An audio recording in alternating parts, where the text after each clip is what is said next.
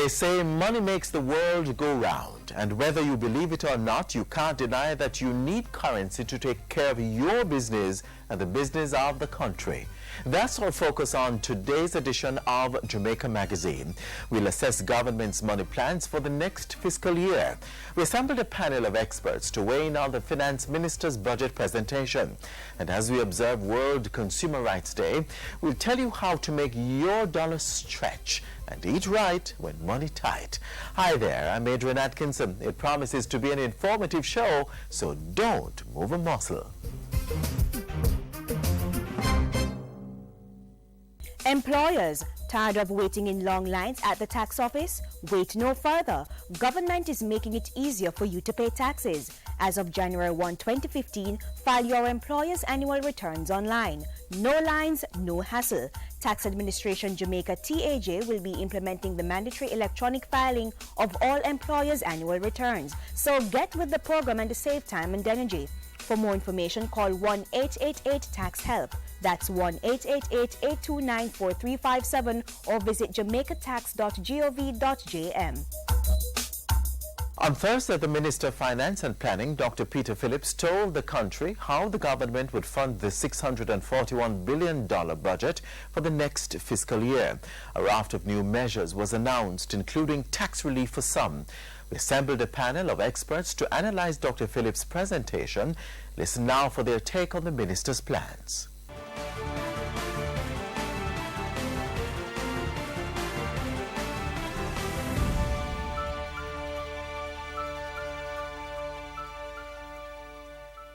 Strong foundations for growth and the expansion of opportunities.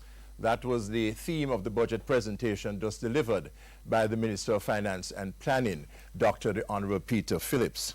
Welcome to this special panel discussion looking at the Minister's presentation. I'm Ian Boyne, and with me is Dennis Chung, who is CEO of the private sector organization of Jamaica, Everton McFarlane, the Ministry of Finance's chief economist, Richard Lumsden, Deputy Director General at the Planning Institute of Jamaica, and Wayne Jones, Deputy Financial Secretary. Gentlemen, good to have you on this special panel discussion. I want to start with you, Dennis, just asking you for your general assessment of the presentation. We'll ask each of you that question. Yeah, I think general and initial reactions. I think it was well structured. The things that were laid out in terms of some of the accomplishments and looking at the program itself, which, you know, we fully support the program. It spoke, I mean, to be fair to Dr. Phillips, he also spoke to issues and some challenges that we still need to work on. Because, you know, one of the things we're saying is we're fully in support of the program overall, but there are some specific things that we still need to deal with, and that's understandable, you know, because once you get a model going, then there are things you're going to have to tweak with it going forward. In terms of the revenue measures, yes. The tax compliance amount looks a little steep. That's over 12 billion, get it over 12 billion, 12.3. I suspect that where the greatest take will come from this is maybe if you have people who are informally trading outside of GCT, because that's a greater transaction.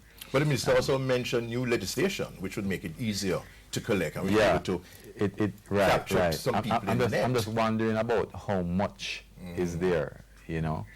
But we are fully in support of tax compliance. You know, we think everyone should pay their fair share. In terms of the other revenue measures, you know, we'd have to look more at the levy on goods and also the SCT of $7 per litre. One of the issues, you know, we had at the PSOJ is with the pricing from Petrojam, and you know, we were, you know. This I think even calls more now for more transparency of that pricing mechanism. As a real attempt here to address the the more vulnerable and the lower income in terms of the increase in the threshold and the GCT exemption, right? The exemption and GCT. So we'll do more analysis into this. So that would be my initial comments. Yes. That he has hit the areas of growth that we think can take off.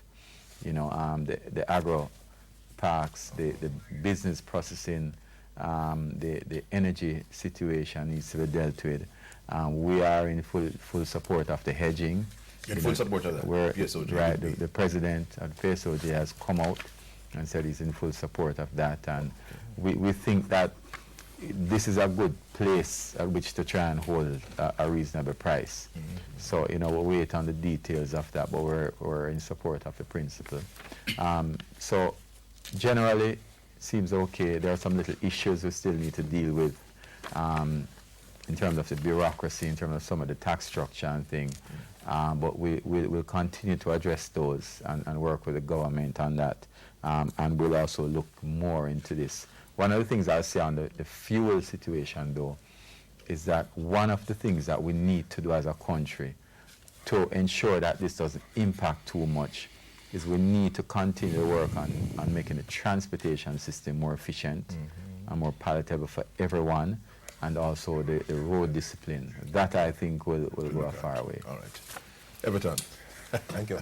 I would agree with quite a bit of the sentiments expressed by Dennis. I would just want to focus, though, a little bit more in terms of what I think would be some of the key messages that I believe this budget highlights. We have a budget where there has been a significant amount of additional expenditure in areas that I would regard as being growth and equity. Yes. Right? For growth and equity. So there is the focus on trying to deal with the issues in the health sector to maintain our commitments with regards to the expenditure for social protection, path and so on. There is also issues to do with expenditures that would support, through the provision of stronger public infrastructure, that would support more efficient private sector activity in terms of the road development and so on. Okay. So against that background, those kind of additional commitments, we are now looking to finance it in a way which again preserves some amount of equity in terms of trying to find tax instruments that do not impact as heavily on the most vulnerable. Although it is difficult not to have a tax measure that does not have an impact. Yes. But there are tax instruments that are more targeted than others, and we have sought to kind of address those instruments. For instance, the taxation of the electricity consumption, which is a highly targeted tax. Yes. Right, and it's about also 94% of persons would be exempted effectively from that. Effectively, and more so if you engage in energy conservation. As my friend on the left has indicated, he has. So it's an incentive. One point I would like to just follow on from Dennis's comments, though, has to do with the concern about the compliance take. Yes. And the only thing I would say is that it's the compliance program is based on a range of activities revolving around or strengthening the capacity and the operations of our revenue administrators, both at customs and the tax administration of Jamaica. So systems are being improved. There is better information gathering and forensic data mining capacity, which feeds into better audit assessment, which feeds into a much more targeted compliance kind of activity. When we come back, we continue this discussion.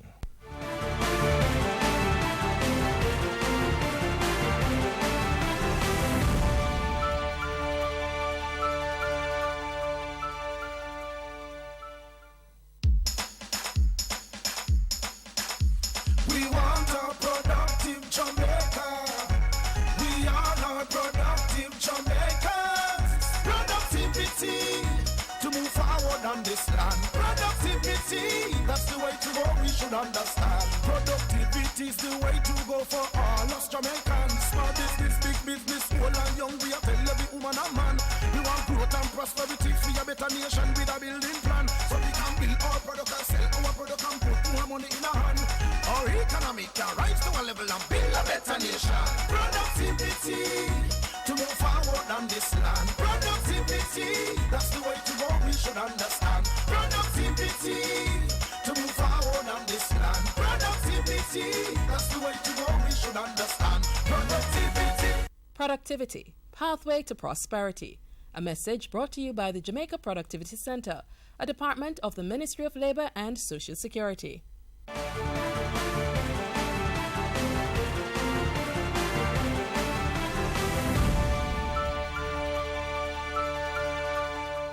Welcome back to this special discussion looking at the 2015-2016 budget. The macroeconomic performance is positioned as laying the foundation for growth going forward. The last 2 fiscal years that we have had, 2013-14, we had growth of 0.9%. 14-15, which is the fiscal year ending now, it's estimated that we will have an outturn of 0.3% growth. So these are, moderate, very subdued levels of growth, but in fact, these represent the first 2 consecutive years of positive growth since 2007, before the global economic downturn. Now we're looking forward to see how do we realize higher rates of economic growth going forward. And the minister pointed to the projection for 1.6%.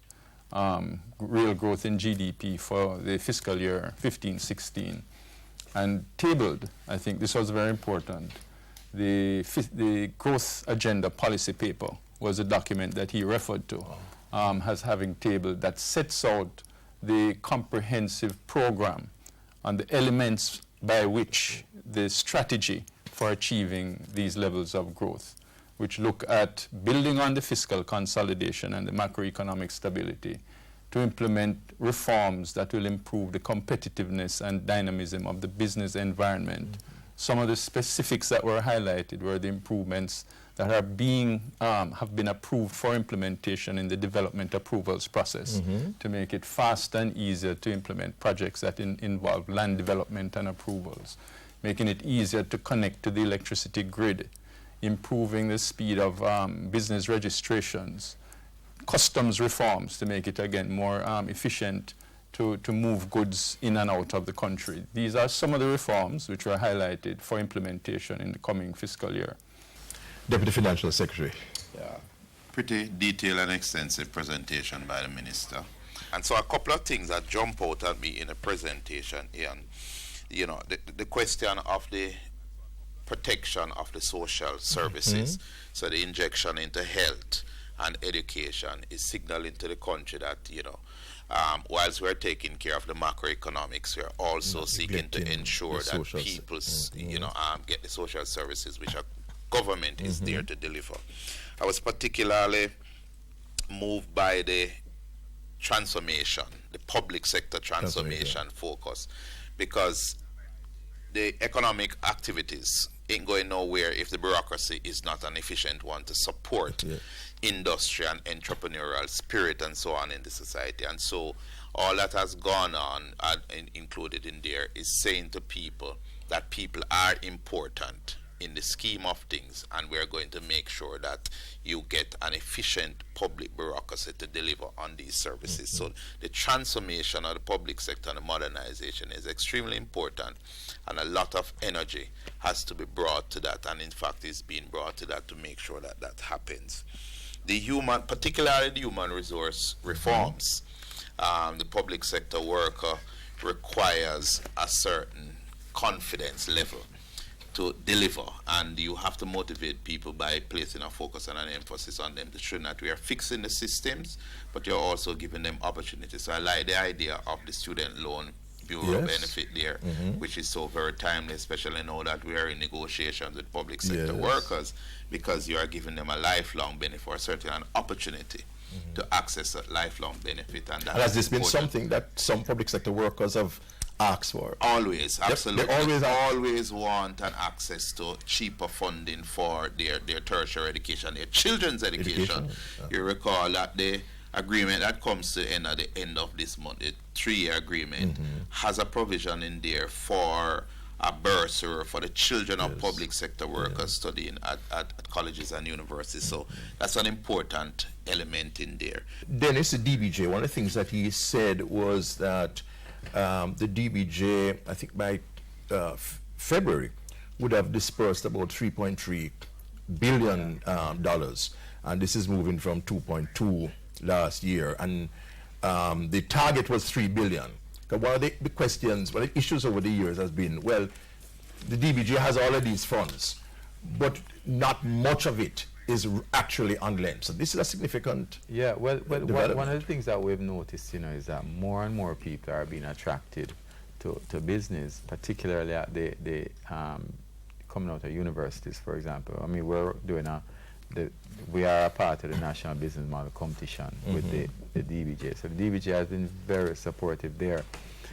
As we move forward, though, and I want to tie it to what Wayne said about public sector transformation, because we think it's one of the most critical things this year that must happen. And one of the things that I think has been continuously causing the issues we have in both the public and the private sector. And I want to emphasize also that public sector transformation does not necessarily mean loss of jobs. Yes. Minister emphasize that. It is efficiency that we're talking about. But one of the things that SMEs have been suffering from is the bureaucratic infrastructure. So as we move more towards a friendlier bureaucracy, a more efficient one, which, let me say, it is happening. It's happening now. It is happening. We've seen it, and we've seen where particularly the Minister of Finance and the Minister of Industry is always sitting down with us at the PSOG and seeing how we can work it out. I have, for example, find them accessible. Yeah, man. I have some problems now with the way the minimum business tax is structured and the asset taxes for SMEs, and those are things we're going to talk about, and we've been talking about to see if we can resolve it, right? But I think once that starts out more and more, you're going to see more people, as we clear these hurdles, start coming into the SME sector, because the number one thing that people want to do coming out of school now is be an entrepreneur. You're a strong union much man. more productively. What's in it for workers, apart from public sector workers? What would be your general comment on that? We have about a minute or so. Economic improvement, Ian, leads to confidence in your economy, which leads to investment, which leads to job creation, which leads to human capital improvement, salaries, wages, benefits generally, education, training, which then leads to a calmer workplace, which leads to productivity. And the cycle just continues, because once you have that kind of cycle going, then productivity is going to go up. We can get more in our pockets. And so through this growth agenda, I mean, the question of the wage to GDP ratio, the 9% will become moot if the GDP could skyrocket. I mean, we could have a wage bill of $200 billion, and it's 3% of GDP. GDP is growing. So that's where we really have to go. The growth is where we have to focus, and that won't come unless we all put our hands on the deck, and that's what we're trying to do. So overall macroeconomic growth works in the interests of the poor. Absolutely. Because bad economic outcomes hurt the poor. Most inflation hurts the poor. Biggest tax. That's the biggest. And that's the biggest tax. Gentlemen, thank you very much. Dennis Jung, Everton McFarlane, Richard Lumsden, and Wayne Jones. Thank you, ladies and gentlemen, for your company on this special discussion on the 2015-2016 budget. We also thank our production team here at the JIS. I'm Ian Boyne. Do have a pleasant evening.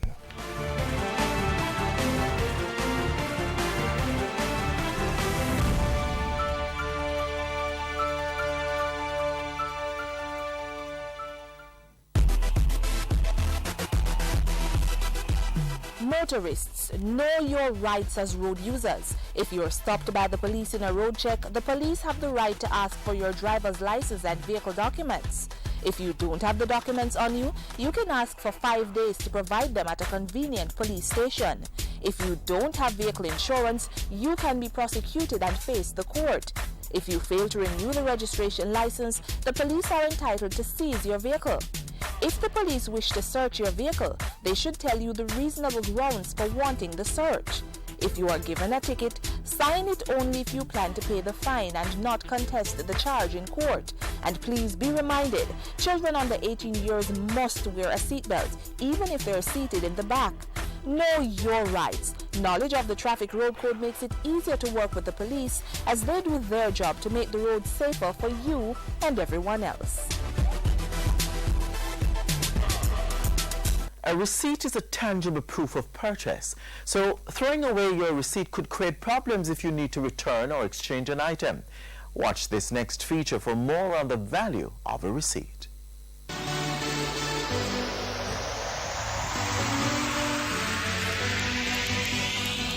Sir, they are pound of flour and a tin of mackerel there. How much, sir? 120. 120.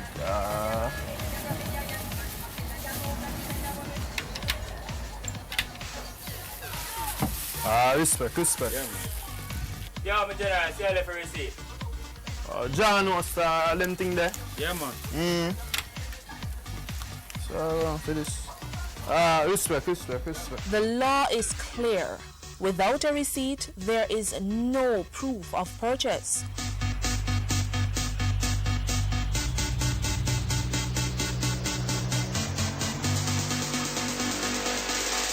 It doesn't matter the situation or the type of item purchased.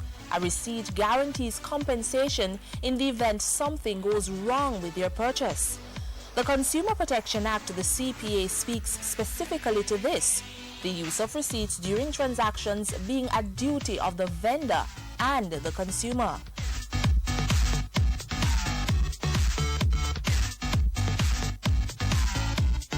Section 20 of the Act stipulates that the receipt is your legal proof of purchase to be used in arranging a refund where needed. Shop around, check the products thoroughly before you pay over. Ensure after you pay that you receive a receipt. Yes, comparative shopping cannot be overemphasized, especially in tight economic times. Customers have to ensure the quality of the product before hard-earned money is handed over. Otherwise, in some cases, you might as well be flushing those dollars down the drain. And if there is a defect, the justice system or the Consumer Affairs Commission may not be able to help you get assistance of any sort if you do not have a receipt. We admonish consumers to ensure at all times that you have a footing to stand on if something goes wrong. And that is why we encourage you to get a receipt once you have done any business. But within the Jamaican shopping context, with street-side deals, corner shops, and other instances of informal selling, the use of a receipt is often abandoned. In those cases, the CAC warns the consumer is pretty much not covered, legally speaking, that is. But there are ways to resolve this. In cases where a receipt is not available, take your receipt book with you and have the vendor sign the receipt book as a way to protect yourself.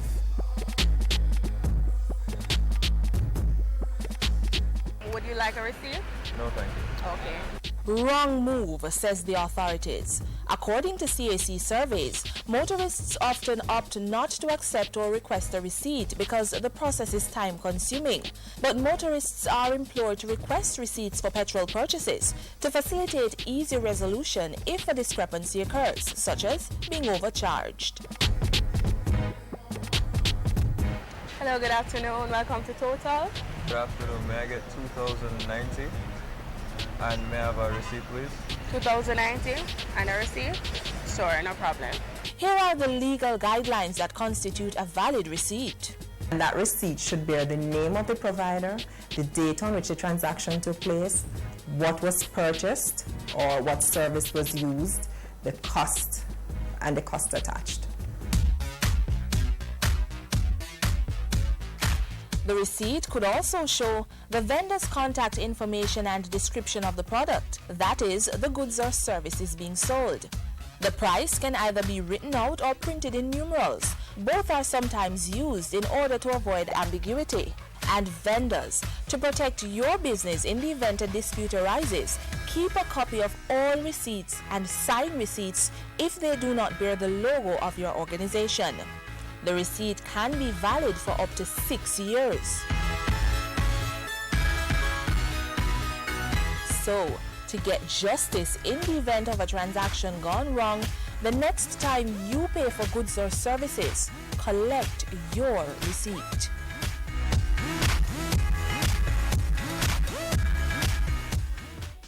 Parents, make sure the children get immunized. Hear this! Immunization, it is a must. This is not a joke thing, this you can trust. It is required by law for entry to nursery, to daycare and to schools. Listen up, it is necessary to prevent diseases such as the measles, the poliomyelitis, the lockjaw and the whooping cough. Immunize your kids, keep them healthy, keep them strong. Prevent deadly diseases such as mumps, rubella and diphtheria. Immunize your child today. Immunization, a key to good health. A message from the Ministry of Health and PAHO.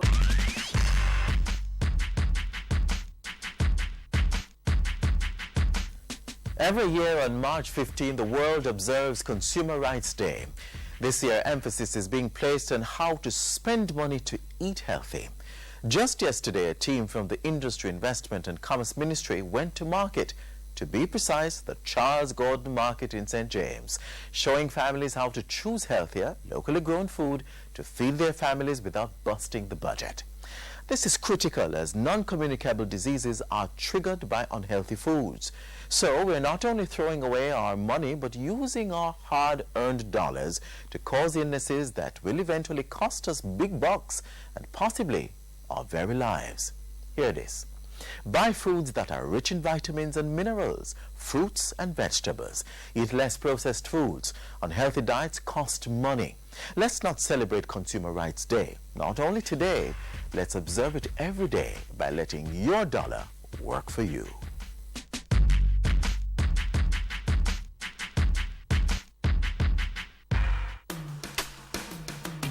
Bamboo growers, companies involved in the manufacturing of bamboo products. Get registered with the Bureau of Standards Jamaica. The BSJ is a member of the International Network for Bamboo and Rattan, and the government of Jamaica wants to develop a standard-led bamboo industry that could lead to job creation and economic growth. Companies, your products could be stamped with the regionally recognized Jamaica-made mark certification and the National Certification Mark. Get registered and receive quality training and international certification. For more information, call the Bureau's Special Projects Department at 926-3140 or visit the BSJ at 6 Winchester Road, Kingston 10.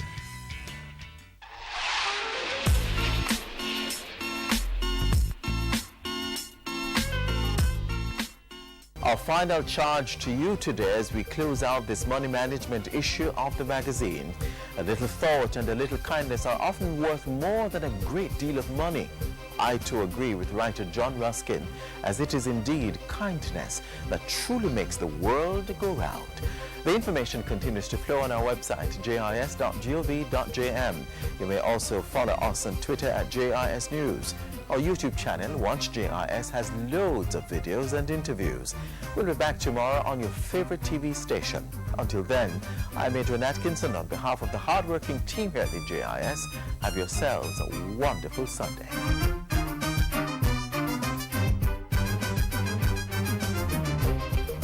This has been a production of the Jamaica Information Service, the voice of Jamaica.